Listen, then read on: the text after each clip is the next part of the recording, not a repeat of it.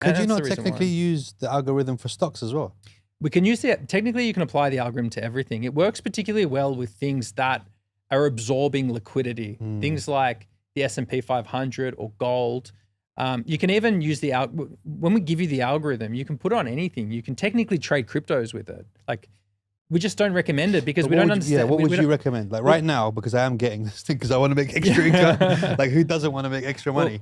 But what would you say right now if, well, you're going to give it to me and you're going to say. Well, again, it's like, we don't trust the fundamentals we don't trust forget the fundamental, we don't trust the DNA of any other digital currency. We only trust Bitcoin. Even Ethereum? Even Ethereum. No, because it's centralized, it's controlled. It went from a proof of work to a proof of stake model. They control the supply. No, I don't trust it because there's people it's not trustless. Yeah. Bitcoin's trustless. So I trust the math and that's it.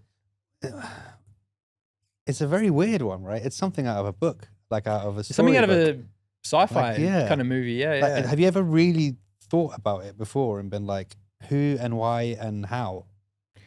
Look, if you look at the history of cryptography, this has been in the works for at least the last sort of 30, 40 years. It's like any technology. It starts with an idea and then they start to develop it. And I know that some of the ideas it comes from, Alan Turing. Turing, Made the computer, the cryptography stuff that he was doing in World War II. It's almost like starting from that branch. And then you've got, in the last sort of 20 years, cypherpunks growing ideas.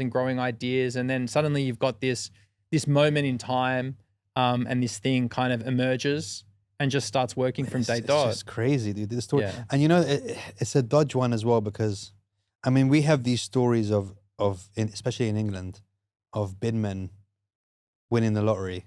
Oh yeah. And then I used to live in London for a couple of years. I think I remember one of those stories, the Lotto Loud. Yeah. And do you remember him? And he lost everything and came back to being a bin man again. He was nuts. A lot of people aren't used to having money and they don't know, like, especially a lot in a quick time. Yeah. Right? So when this started happening, I'm sure a lot of people made crazy, right? Yeah. Made a lot. My friend made 400 mil. Yeah. In his 20s. But see, I think that those days. And cashed out, by the way. Yeah, and cashed out. But those days are over. I really do think. Like, look at the cycle right now, the altcoin market. It's like, it's not doing what it used to. It used to be you could just throw a dart and you would make money. Now it's a lot more difficult. The one thing that's happening is that Bitcoin's becoming the gorilla in the room, right? It really is. And what's going to happen, like, we're at NFTs now. Has anyone said one thing I'll tell you where they are. They're in my fucking wallet doing nothing, mate. So these things are going to come and go, right? And how many people made money from some of them? The promises that I was given. That stupid grandpa that I bought and all these bloody, and I got like loads of them. Yeah, loads. You got loads of them. And the thing is, it's like, now that I think about it, I'd never even put the physical pictures up. Like, they're that shit. Yeah, I know, it's nuts. But, I mean, it's crazy. Like the apes. Yeah, the apes. How many people? What? Yeah, look, it's... Yeah, I think those days are gone and you need to be smarter about it. Even like Bitcoin now, like, you're not early. No one's really early. Even if it goes to $1 million, even if it goes to $10 million, which it might in the next 20, 30 years, if it does what it's doing, which is basically absorbing the world's liquidity, right? People are moving money out. The governments are printing money. They're adding liquidity into the system. And Bitcoin is a sponge that's starting to attract a lot of that money, right? People are selling properties, they're buying Bitcoin. Yeah. People are putting their savings into Bitcoin and they're doing it all around the world, right? So it's like this giant sponge that's sucking it all up. But it's already grown to a $1 trillion asset, multi-trillion dollar asset. In terms of orders of magnitude left, there's probably not that many left. It's already grown in terms of its scale. Like it's jumped massively and massively. So you need to be smarter about your investment with it. Now, if you've got $100 million, by all means, buy Bitcoin, hold it for 10 years. It's going to be worth $1 billion.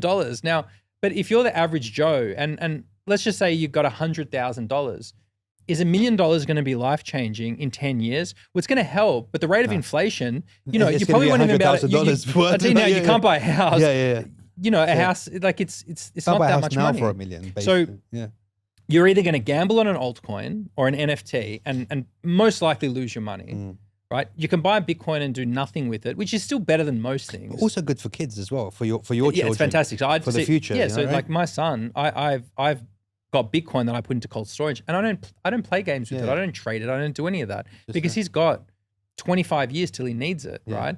But me right now. And then why don't you put it into Minotaur and let it? You know why? Because you're just like, no, this is different. It's like, this is different. It's my son. Yeah, correct. And I like to just see it there, and it's and he'll look at it one day. It's my safe, right? Yeah, it's like, my safe. Yeah. But like for me, for what I do, it's like, no, I want to buy any asset that I buy. I want it to be productive. If I want to buy real estate, I want good rent. Yeah. Right. Like, what can you do this with? Like, gold, you're going to buy gold, you're going to put in a safe. Okay. But someone can still steal it. You can lose it. Yeah. But it's not going to help you pay the rent. It's not going to change your life. Like we can actually change. You can't even lives. cut gold either. Like if you got a big chunk of gold, it's like, how are you going to, if you just want to take a bit of money out of it, you got to go to a goldsmith. Knock a little chunk off. Yeah. But And another thing to look at it like this is like, think about starting a business, right? Think about what goes into starting a business. You've got to have a good idea. You've got to be in the right place, run time. You have to have a good industry. And then you've got to put up money, right? You've got to risk money. All this stuff happens before one customer walks through the door. You hear that, Win? You're bloody hearing all this shit while you're relaxing and walking around barefoot while I'm not here. Yeah? Risk, investment, money. But like, we also solve that problem. It's like, you can buy the asset that's going to appreciate, and now you can start to earn money from it almost instantly. It's like a business with no overhead. So, there's a lot of people that come to us, but there's other people that come to us and they just want a side hustle, but they don't want all the drama that comes with actually having to start a new business, right? Because they're sick of that too. Like they've got the money, but they don't have the ideas, or they've got the money and they don't want the risk, or they've got the money, they don't want the overheads, they don't want the staff. But can you side hustle with a smaller number? Okay, so I'll be frank, because we're very conservative, we recommend like, you want to start with like at least 30,000, 20 to 30,000, because if you've got $1,000 and you're going to make a couple of $100, it's not worth it. Yeah. What you're going to do is you're going to become aggressive. Yeah. Not to us, to the system. Exactly, you're going to demand more from it. And in this,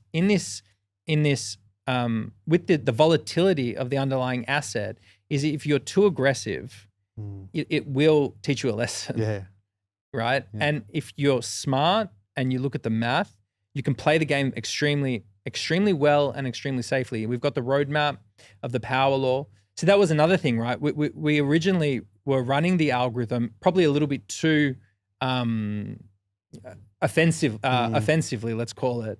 And the thing is that it was like we had this really powerful algorithm, but it was like flying an airplane in a cloud. And then when we started working with Giovanni and we saw the power law and how it relates to Bitcoin, it gave us the roadmap. And the roadmap, it was like suddenly we could see just clarity. Isn't it crazy how just one person comes in with just one statement and then why do you not move this one here? And you're just like, oh shit, everything's changed. It was wild. So we already had the plane, but we needed the vision and with that, we were then able to scale into it. But we also made it safer. And we did have to, like, they say, you have to take from Peter to pay Paul or something. This is like a saying like that. But like the sacrifice was performance. So we would sacrifice a couple of % each month in order to make it safer.